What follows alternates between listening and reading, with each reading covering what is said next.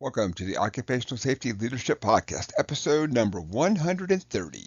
In today's episode, we're going to talk about hazard identification. And one of the techniques that's really helped me out a lot is to use active listening. So let's just kind of cover a few things. It might be something that you can sit down and um, think of it as a tool in your arsenal. Just another tool that may help you to discover the hazards out there, and then how that we correct these hazards and ultimately uh, protect protect the people. So employees are our greatest source of identifying hazards. They operate this machinery, they run the chemicals, they really know the different hazards out there. They know how to avoid the hazards, and some of it, of course, is from that legacy person that was before you, possibly at your current company. Possibly they've picked up a little bit of this knowledge from schooling.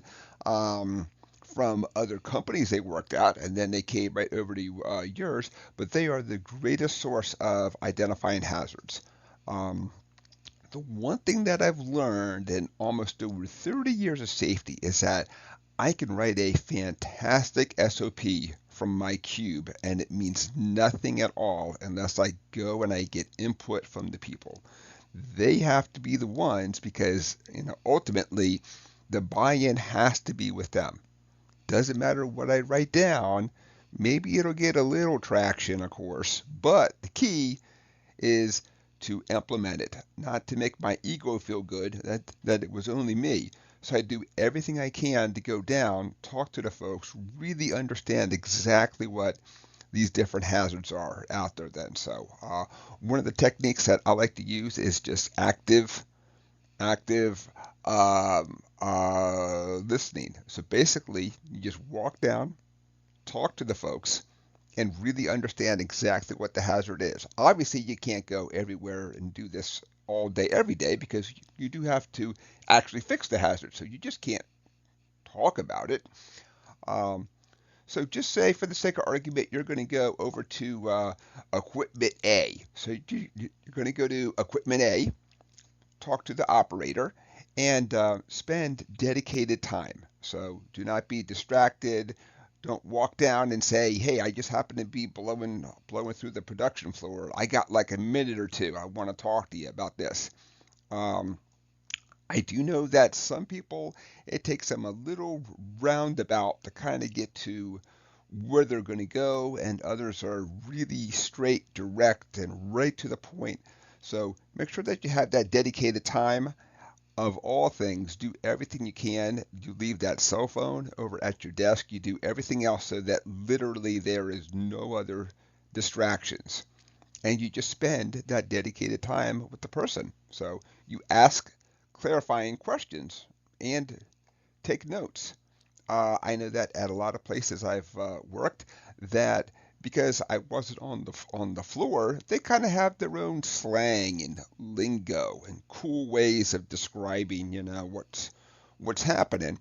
So sometimes I'll hear a little bit of slang, and I'm not exactly sure I understand what that means. So make sure that you really ask those good clarifying questions. After you've heard about the hazards and the issues and all that kind of stuff, ask them if you can go back and paraphrase it and put it in your own words to really make sure that you got it then too, and not just there's just that little bit of communication that's not right. So ask them if you could paraphrase it in your words, and then ask the employee if that is correct, if that's exactly what they're trying to convey to you.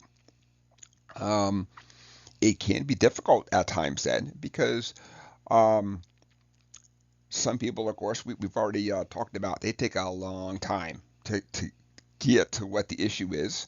Um, and whatever we do, we have to be patient. We cannot interrupt.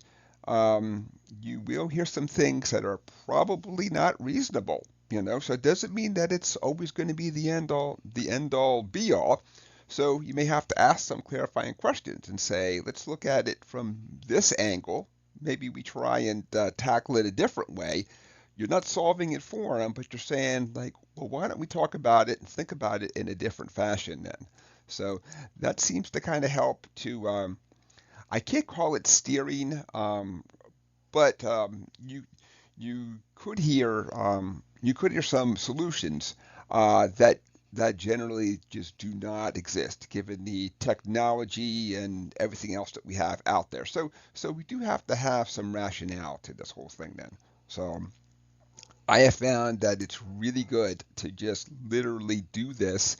Um, it also shows to people that you're like literally trying to help too. And it's not that a accident happens and then you spring into action, you know. Um, One of the things I've really tried to impart on the podcast is to be as proactive as you possibly can.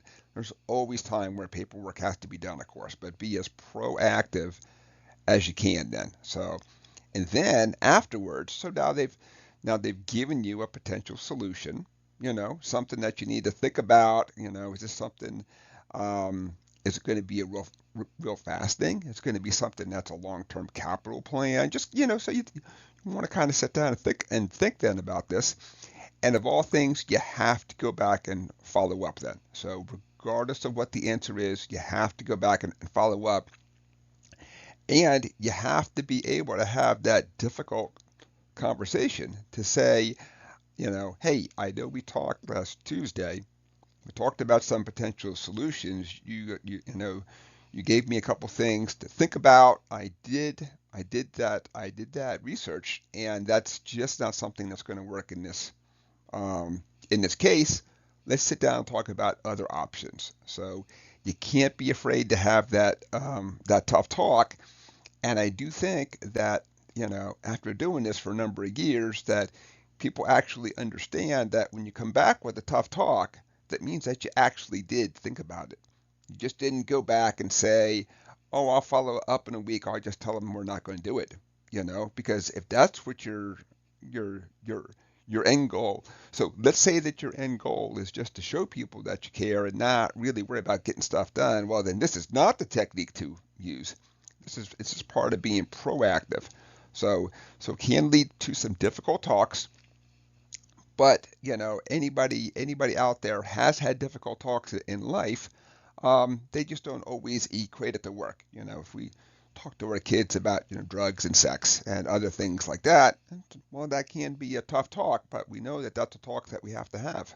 You so episode number 130 is complete. Thank you for joining me.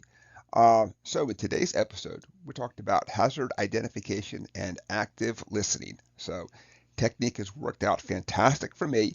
Might be something that would work out and be fantastic for you. So my name is Dr. David Ayers. Thank you and have a safe day.